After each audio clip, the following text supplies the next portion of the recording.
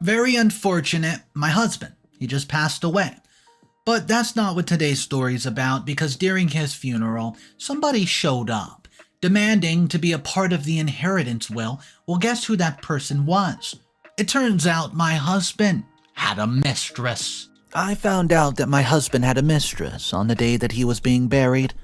All I can say is that I wish I had just gotten out of my marriage while I still could. I don't know why I'm still here, but it's too late to leave now. He's already left this earth, and I'm just now left to deal with the mess that he made. What did I do for him to embarrass me like that? I don't even know how to look people in the eye after the way that I've just gotten embarrassed. His mistress, whom I have no idea about, came to the wedding to tell me that she wanted a part of his money.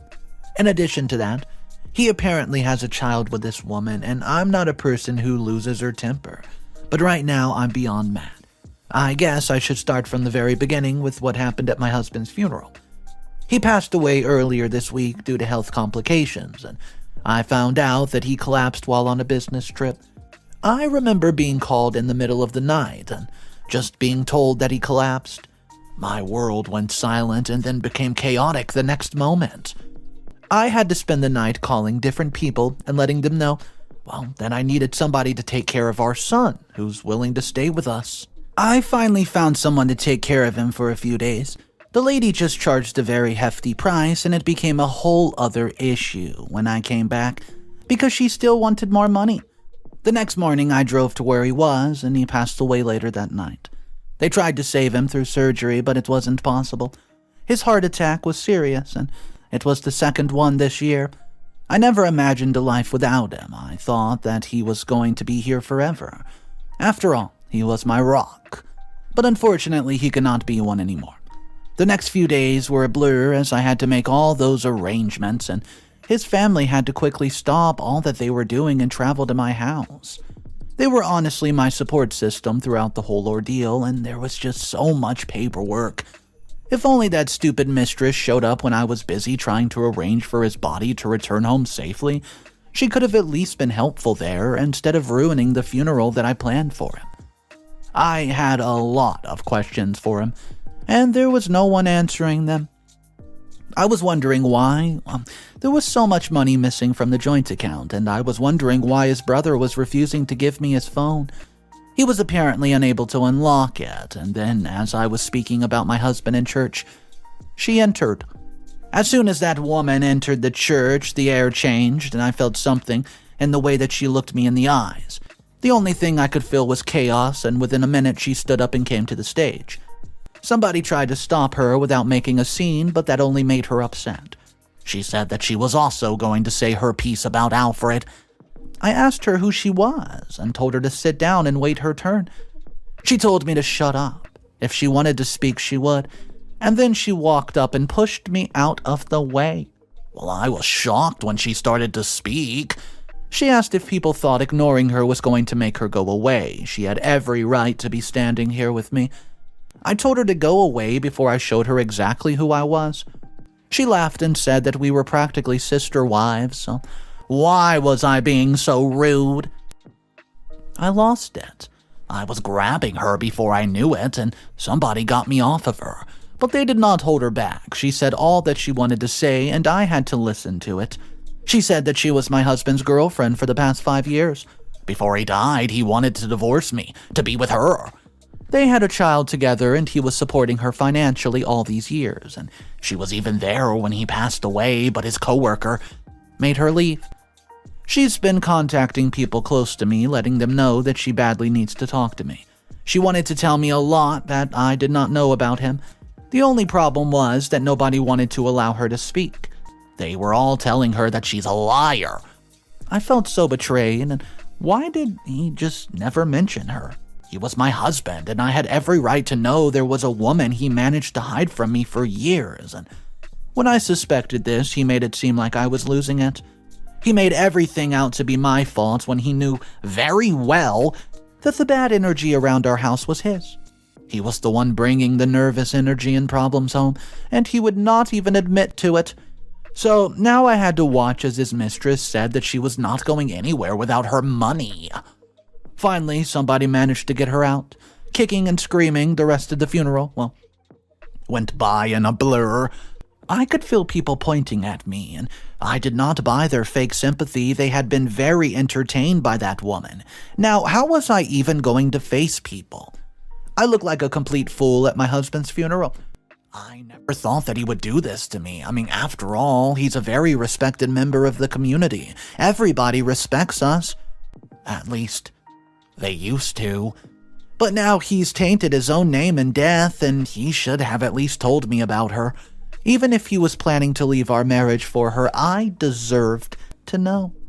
There's been times when I felt unhappy in the marriage, but I've never thought of cheating, not once. I've told myself to pull myself together and stay in my marriage.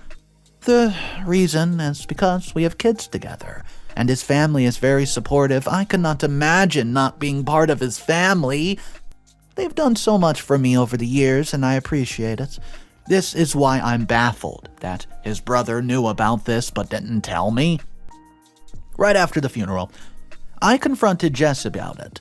I asked him to tell me everything that he knew, otherwise we were going to have some problems. The woman's name is Valerie. He had seen her with my husband in the past, but he told Jesse that she was just a business associate. But when he passed away, she kept on calling, and she told them that she wanted to be a part of the arrangements and that she wanted the world to know about her. He tried his hardest to tell Valerie to leave us alone, but she didn't want to leave. She wanted what was due to her since she had been with my husband for 5 years. That was enough for me to understand why she came to the funeral. I knew there was no way I was going to be able to ignore her now. She's here, and apparently there's a son involved as well, and I'm just reeling with anger, anxiety, confusion. I know our marriage was not perfect, but how could he have had a full-term affair without me finding out? I feel stupid, like I've been thrown under the bus. Now I cannot mourn properly, everyone's laughing at me, and that woman's probably going to come back soon, but this time I'm going to be prepared. We need to have a talk because I'm the one who's affected the most, and I refuse to let my family become a mockery because of her. She's going to answer me, and what I say goes. Update number 1. Hey guys, it's been 2 months since I've last updated, and I feel much better now and less shocked about what happened. I've come to accept that he had a lot of secrets. Valerie, on the other hand, has been a pain in my side. She's a greedy person and will not stop at all, and will stop at nothing to get what she wants from me. I've given her more than enough. I've been more than generous than what she deserves, but she chooses to patronize me. What happened was, a few days after the funeral, I started to look into her. I enlisted the help of my brother-in-law to look into her as well. She's a nurse, has a child, and has not been working for the past couple of years. She met my husband through her brother, who's the colleague who called me to let me know that my husband had collapsed. I questioned him, and he told me that he tried to stop the relationship, but his sister was stubborn. She did not have anything in her name, and she was being supported by my husband and her own brother. The worst thing about it all is that she has a son with my husband. He was born 3 years ago, and my husband's name is even on the birth certificate. There's nothing that I can do about the child. He's done nothing to deserve this. It was all his mom's fault. So once I got my husband's full estate, I called her for a meeting. I told her what happened was none of my concern. I will never accept her as part of the family and would prefer it if she did not go around advertising that she used to be my husband's mistress. There was nothing to be proud of after wrecking somebody's marriage. She tried to protest with me and tell me that it was my fault that I could not satisfy my husband, and I told her not to be so confident about it. After all, the same thing could happen to her if she ever got married.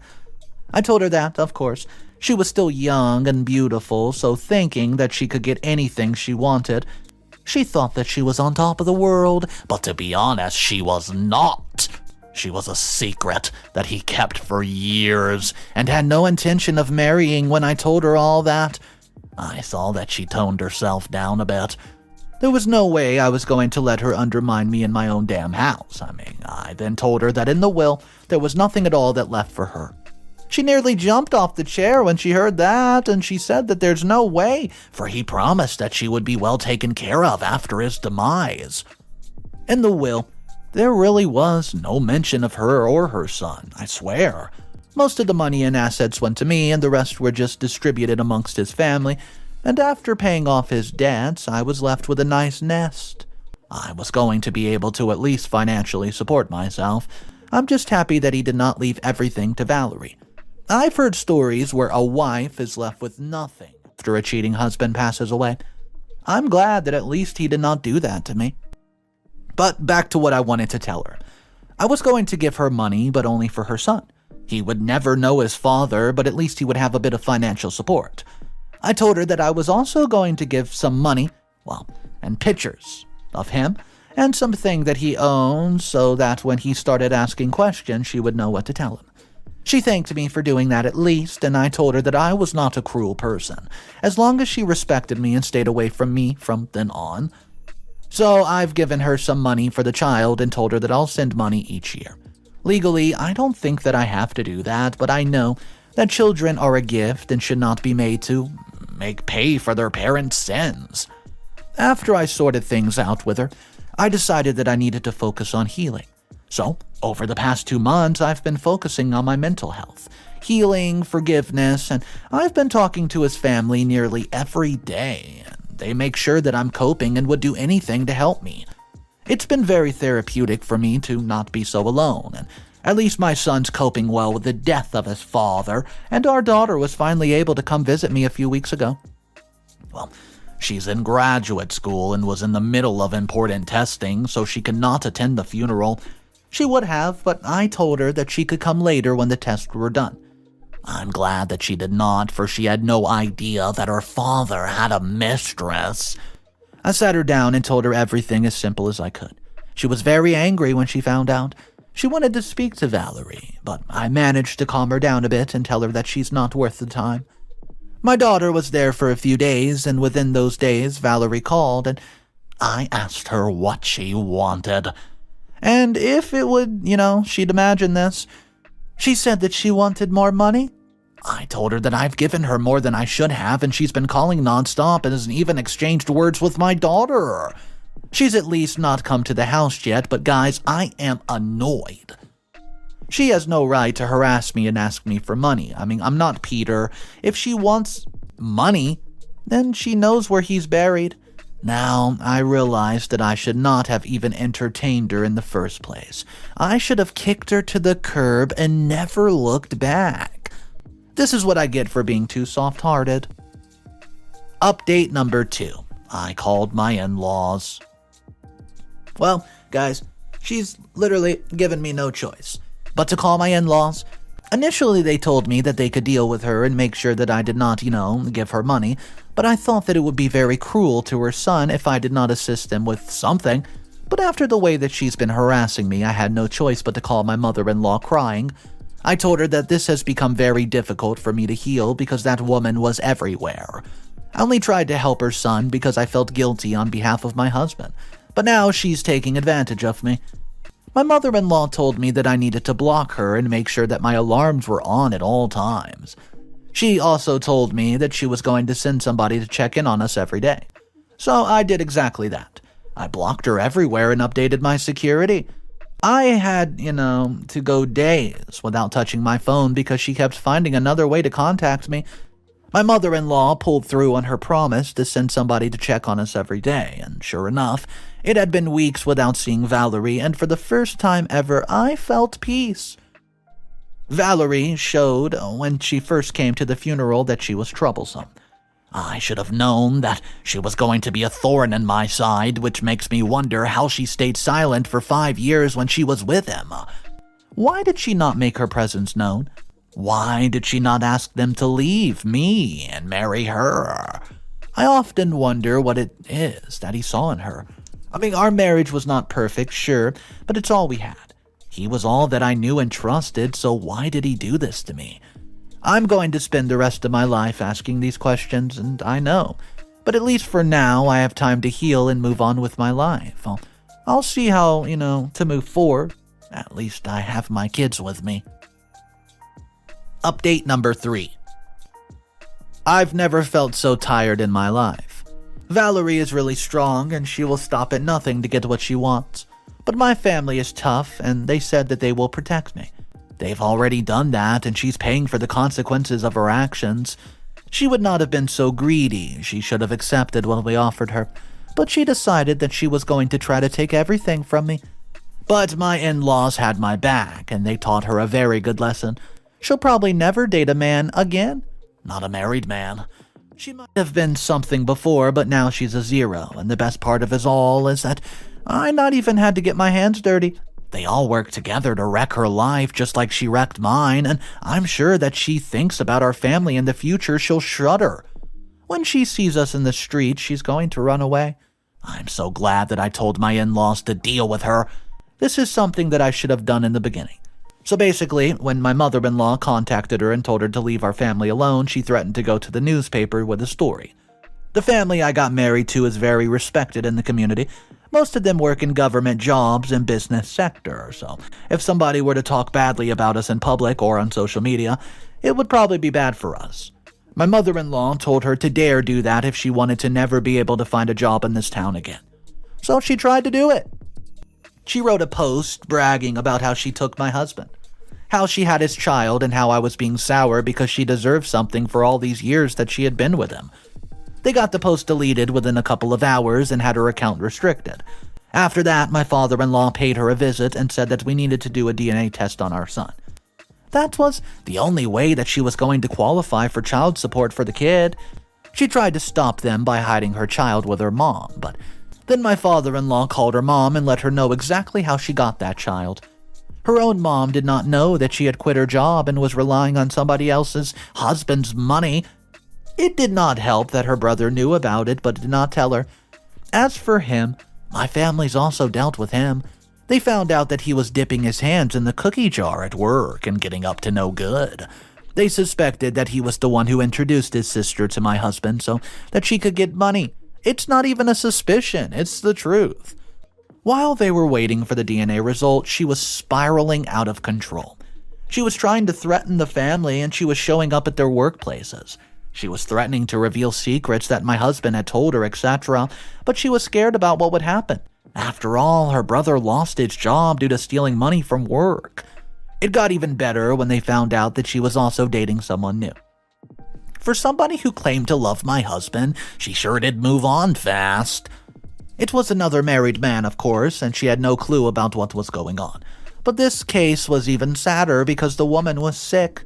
She was suffering from lupus and another health condition, and her husband, instead of supporting her, was actually spending time with Valerie. My mom-in-law, sent all of the proof and told me that I could do the honors of telling her. So I called her up, set an appointment with her, and told her my story. I then showed her a picture of Valerie and her husband, and I let her know that she was bothering me and my family and trying to get money from us. She was so shocked by what I told her that she started to cry. She told me that she found out and that she did not have that long to live due to her chronic illness. Valerie had actually been working as her nurse and helping to nurse her back to health. She had recently started working for her as a second shift nurse, and she knew everything about her family, how she had a son and no one else in the world knew. In fact, she had left Valerie some money in her will once she passed away. Andrea looked even more like a shell when I left her. She was even the bigger victim than I was in all this. She then told me that her husband was going to inherit all of the money when she passed away, but if he did, then he was going to spend it with Valerie. So instead of confronting them, she was going to live the rest of her days. And as for her money, she was going to leave it all to her family. Her husband had been very adamant about her leaving the money to him, but now she saw that he was trying to do this, and he was just waiting for her to pass away without knowing a thing and then go to spend the money on Valerie, that no-good-for-nothing woman. It baffled me that she had that much energy to keep up so many relationships. I wondered just how many she had. She really did think that she could get away with all this, and in the meantime, my in-laws were making her life hell. She tried to take them to court, but all of the cases were thrown out. She tried to fight them so that the DNA test could be done, but they got a court order to do it. Now, we were just waiting for the results, and she, on the other hand, is in deep trouble. She's unable to leave her house due to people pandering her about her lifestyle choices, and it's all catching up to her. I'm happy about it. She's the one who made her bed, therefore she could lie in it.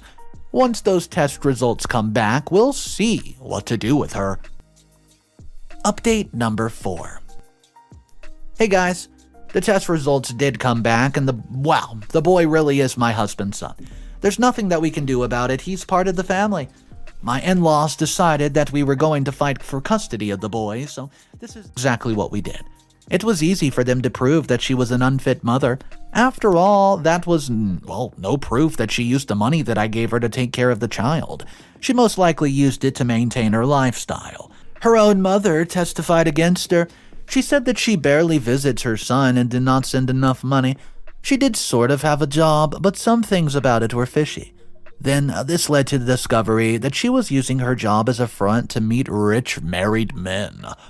So many women messaged me telling me that she had wrecked their marriages and put their families in debt. I let my in-laws handle it and they managed to gain custody of the boy. Jesse and his wife are the ones who are going to take care of the boy, and it's good because they've been struggling to have their own child for years now. At least they'll have a son who's related to them. As for little Miss, while she spiraled into the shadow realm of her former self, she has so many cases against her right now it's not even funny. She's in and out of court, and there's a case that might get her some jail time, but hey, we'll see. She's very popular in our town right now, and she's also hated. At least people have stopped focusing on how my marriage failed and are now focusing on this Jezebel. She would have taken the initial deal, so I generously offered her, but no, she wanted to take everything from me. I told her to be careful and stay away from married men, but she did not listen. Now I get to laugh in her face as she loses custody of her child. I know that she's in debt and is barely making ends meet, and I believe this is a life lesson for her. She needs to go through these hardships so she can understand the pain that she puts everyone through. Like I said before, I've never been so tired before, but at least now it seems like the saga of Valerie is done. And now I can finally focus on my life. I would never have been able to do this without the support of my in-laws. I would have probably lost this whole house if I've allowed her to scare me like that. Final update of the story. Hey guys, here I was thinking my last update was it, but alas, it was not. Karma's been working on Valerie for the past few weeks, and I want to fill you in. I know everything that's been happening in her life, and she's been really suffering. She's unable to get a proper job, she's barely holding her apartment, and now she's just come to my house and is begging me for forgiveness. She told me that I've won and that she's done fighting me. She was begging me to put an end to all this because everywhere she went, people were spiting her. She has lost weight and seems to have aged a lot, and she tells me that she really misses her son and wishes so much to see him, as her son is the only person who still loves her. Her mother has not spoken to her since the court case, and there's only one way that she'll ever let her come back into her life, and that's if she repents her sins. She wants her to go stay in a church and learn better ways to conduct herself. So I told her to do that, so that her mother would forgive her, but she says that she cannot go back to that town. There's no opportunity for growth anymore, and people that she left there once made her feel like she was nothing and will laugh at her. She also says that she's likely going to get arrested and thrown into prison because of something and some things that she has said and done. So basically, she was asking me to make everything just disappear. She wanted me to make her cases disappear and get her job back. She says that she regrets what happened with my husband and is really remorseful. I could not. I told her to leave. Otherwise, I was going to call the police. She left. But then hours later, I get a call. She walked into oncoming traffic. Yep, she's alive, but badly injured. I've just come from seeing her in the hospital and her face is wrecked. She needs to have facial surgery just to fix all the broken bones in her body. Since she has no insurance, I just gave them my card so they could charge it. After that, her mother's going to fetch her. She's going back to wherever she came from. I mean, she has no choice. Otherwise, she can stay in this town where she's alone and there's people out to get her.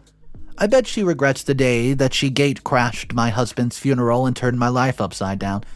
As for my husband, I hope that he knows how lucky he is that he escaped all of this. He's so lucky that I cannot be angry with him because he is no more. My life at the moment's chaos because of him, but I do believe that at the end of the day, there's a rainbow Everything will be just fine. I have a very good feeling that this is the end of it.